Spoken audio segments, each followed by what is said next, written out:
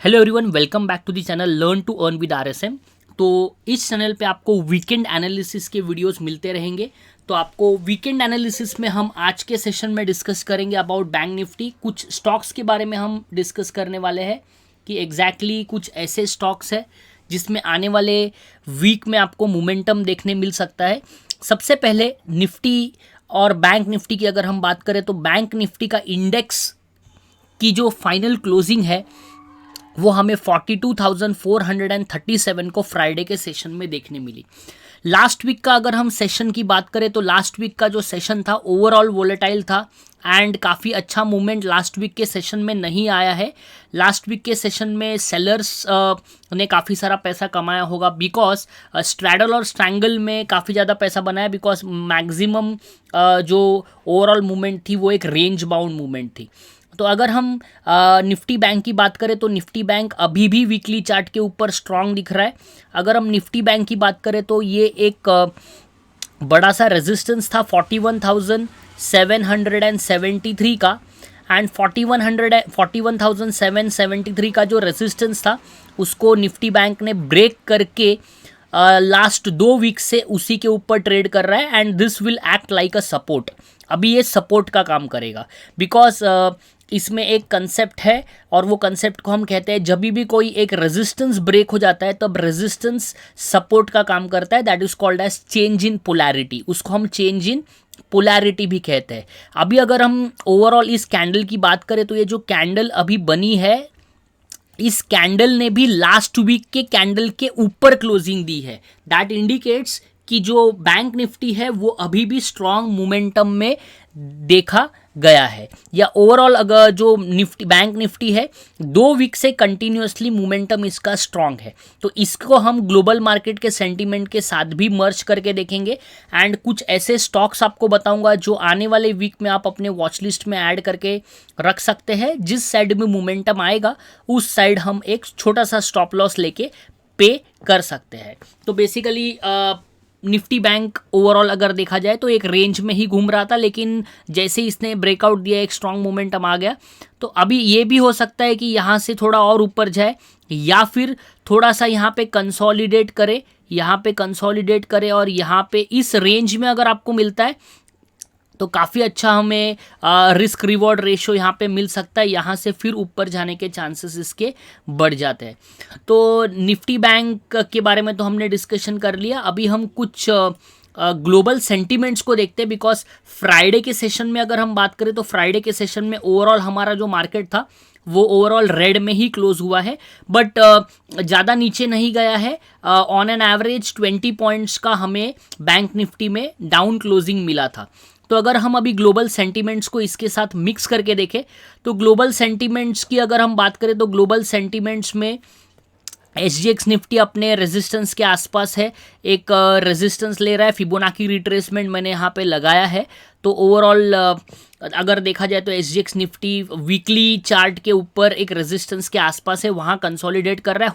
हो सकता है इसको एक गैप अप से ब्रेकआउट हो जाए अगर ग्लोबल सेंटीमेंट साथ देंगे तो।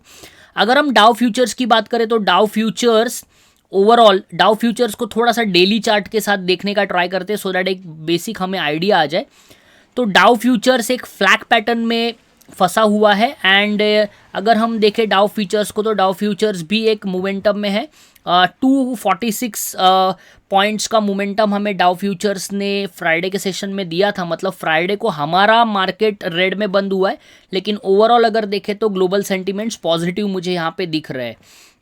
अगर डाउ की बात करें, डाउ जोन्स की बात करें तो डेली चार्ट के ऊपर डाउ भी एक 199 पॉइंट्स का प्लस में बंद हुआ है और इसका एक इमीडिएट रेजिस्टेंस मुझे ऊपर दिख रहा है 34,100 के आसपास इसका रेजिस्टेंस है।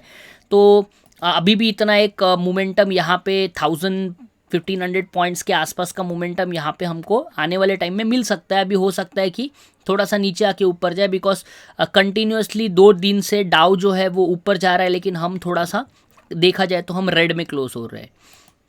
तो अगर हम नैस्डैक की बात करें तो नैस्डैक ओवरऑल फ्लैट बंद हुआ है। नैस्डैक फ्लैट ही बंद हुआ है बट ओवरऑल अगर ये कैंडल देखें तो थोड़ा सा बाइंग प्रेशर यहाँ पे मुझे देखने मिला है। भले ये कैंडल रेड है लेकिन एक बाइंग प्रेशर हमको नैस्डैक में भी देखने मिला है। थोड़ा सा और अगर हम आगे का एनालिसिस करें तो क्रूड ऑयल देखते हैं, क्रूड ऑयल क्या कर रहा है।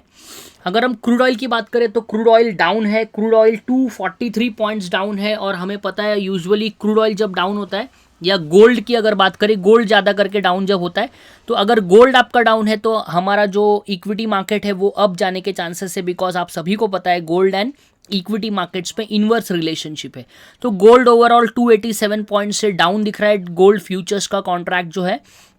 तो गोल्ड डाउन है, मतलब अगर हम ये सोच के जाए कि गोल्ड अगर नीचे है तो हमारा मार्केट ऊपर जाने के चांसेस है। और बहुत सारे लोगों ने बेरिश पोजीशन भी बनाया है, और आप सभी को पता होगा कि एफआई हमें वैसे ही प्रॉफिट करने नहीं देंगे। अगर मैक्सिमम लोग पुट साइड बैठे होंगे तो मार्केट को ऊपर लेके जाया जाएगा।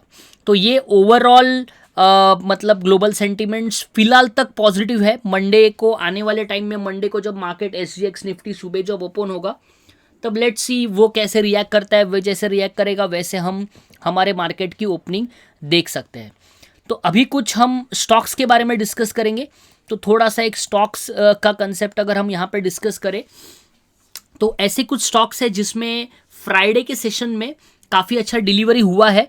तो ऐसे हम 4 स्टॉक्स के बारे में यहाँ पे डिस्कस कर लेते हैं। तो अतुल जो है वो ओपन हुआ था 8100 में, इसने हाई लगाया है 8119 का और लो लगाया है 7928 का, और वॉल्यूम 64 करोड़ का वॉल्यूम हुआ है। वैसे इसमें एवरेज डिलीवरी 47% होती है, लेकिन फ्राइडे के सेशन में इसमें डिलीवरी 72.29% की हुई है। इसका मतलब एवरेज से ज़्यादा डिलीवरी हुई है। तो हमें अगर एवरेज से ज़्यादा डिलीवरी हुई है तो क्या ध्यान रखना है, हमें 2 चीज़ों को ध्यान रखना है। अगर ये हाई जो है 8119 का, 8119 का हाई अगर ब्रेक कर ले, मतलब 820 ब्रेक करके ऊपर क्लोजिंग कर दे, तो एक अच्छा खासा मोमेंटम हमको अतुल में देखने मिल सकता है। या फिर लो ब्रेक कर दे तो हम बेरिश पोजीशन भी अतुल में बना सकते हैं। ICICI बैंक फिलहाल मुझे स्ट्रांग दिख रहा है।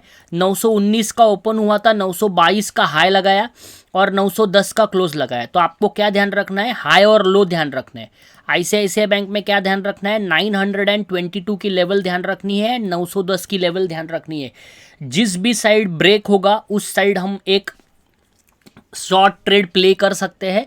तो अगर 922 की बात करें तो 922 का ओवरऑल 922 का हमारा हाई था, तो 922 के ऊपर ब्रेक करेगा तो हमें अच्छा खासा मोमेंटम देखने मिल सकता है। बिकॉज इसमें अगर एवरेज डिलीवरी की बात करें तो it is 61% and normal delivery जो उस दिन हुई है दैट इज़ 71%। तो एवरेज से ज़्यादा डिलीवरी हुई है, मतलब कौन से भी साइड अगर ब्रेक करेगा तो मोमेंटम देखने मिल सकता है।